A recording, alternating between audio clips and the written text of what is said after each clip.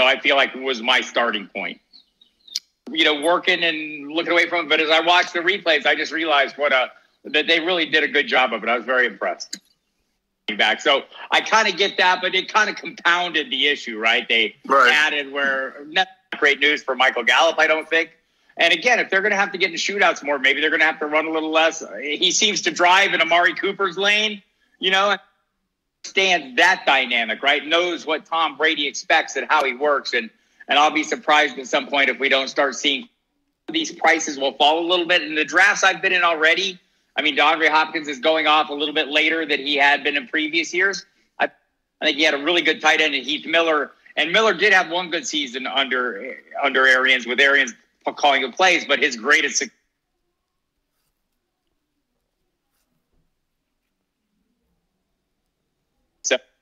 And that's going to take like training camp or something in the preseason. Then he's going to, if he comes in late, is it really going to be a good situation for him? So I don't know if this is like starting to look like a lost year for Cam for me. I hope he is healthy. I hope he does rebound. To me, he's been one of the more exciting players in the NFL in recent years. Love watching. Price. I don't know if you're getting a ton of value for those guys at running back. As I look down my list a little bit, I'm looking down to the lower guys and seeing if anyone, look, I think, a guy that we kind of might overlook that I think is worth watching is a rookie the Chargers picked up, Joshua Kelly. Look, Austin Eckler's great, but he was great in large part because, Phillip Rivers locked in on him, right?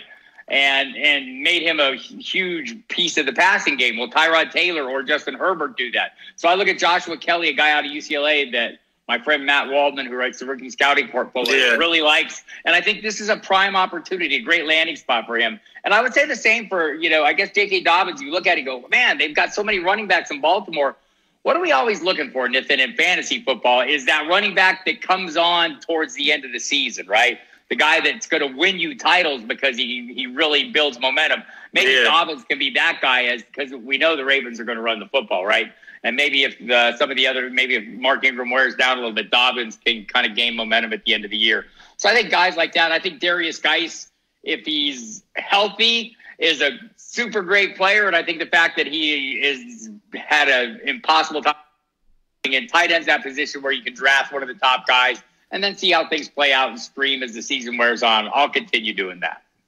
Right. And then do you see who is your best value player with at the receiver position or whatever, running back? Who is the best value there? I actually made some really big plays last year, but he was never really healthy. If they could get him, in and keep him healthy this year, which